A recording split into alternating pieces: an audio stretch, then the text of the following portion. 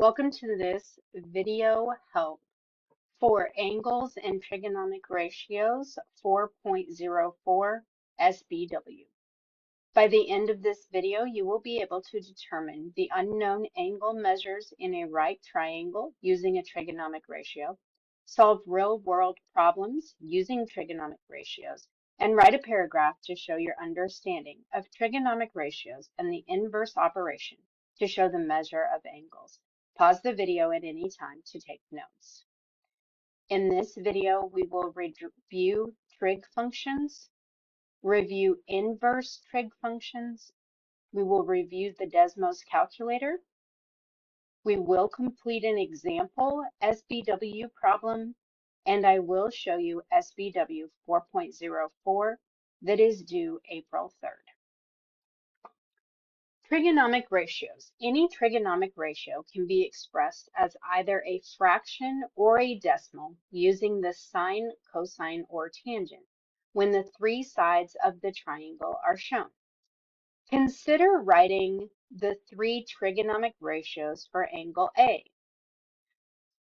First of all, we're going to circle angle A and then draw an arrow to the opposite side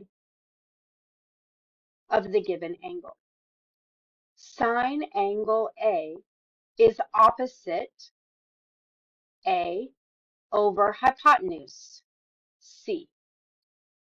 Cosine angle A is adjacent over hypotenuse. Tangent angle A is opposite over adjacent. The inverse trig.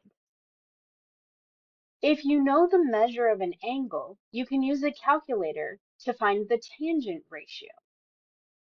If you know the length of two legs of a right triangle, then you can use the tangent ratio to measure each acute angle. Just as the tangent gets you a ratio from an angle, the inverse tangent gets you the angle from a ratio. We're just working backwards. On a calculator, you will use function. So this is your Desmos calculator. You're going to click on function, and you're going to choose the trig function that you want. This is going to appear as sine to the power of -1, cosine to the power of -1, tangent to the power of -1. You can also type in a sine or arc sine, a cosine or arc cosine, a tan or arc tan, and it will pop up the same thing because this calculator understands these other functions. This is our example SBW.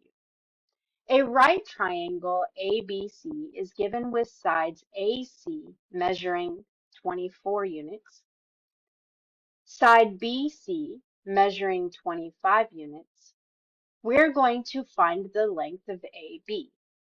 What theorem did we use to find the length? We're going to round to the nearest whole number. Find, or I should say round to the whole number. We're also going to find sine, cosine, and tangent of angle B.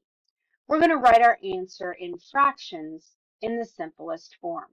Then we're going to use the inverse trig function to find the measure of angle C and the measure of angle B. We're going to round to the nearest tenths place. Find the length of AB.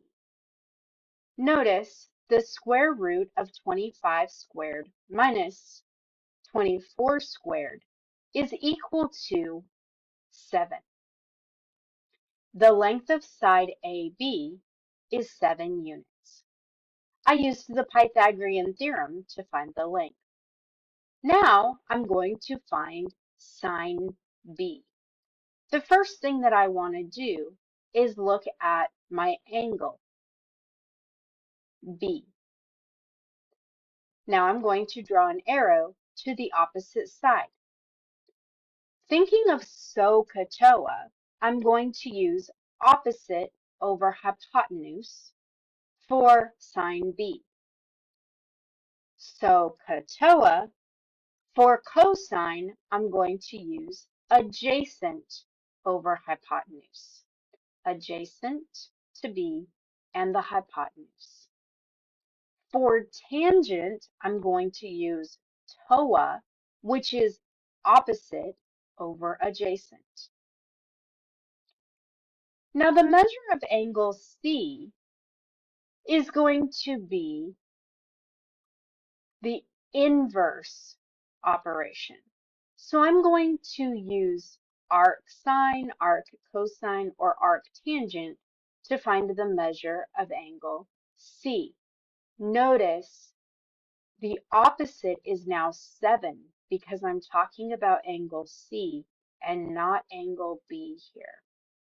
So the measure of angle C is arc sine 7/20 over 25, or arc tan, which is 7 over 24.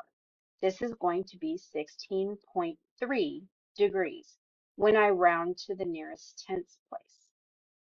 Now I'm going to find the measure of angle B. Notice I can use the inverse of each one of these terms. Arc sine 24 over 25 is 73.7 degrees.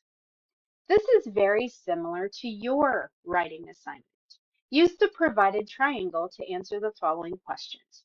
Write all fractions in simplest form. Find the length of side AB. What theorem did you use to find the length? Round to the nearest whole number. Sorry, I keep saying that. Round to the whole number. Find the sine, cosine, and tangent of angle B. Write your answer in fractions in simplest form. Use the inverse trig functions. What are your measures of angle C and angle B?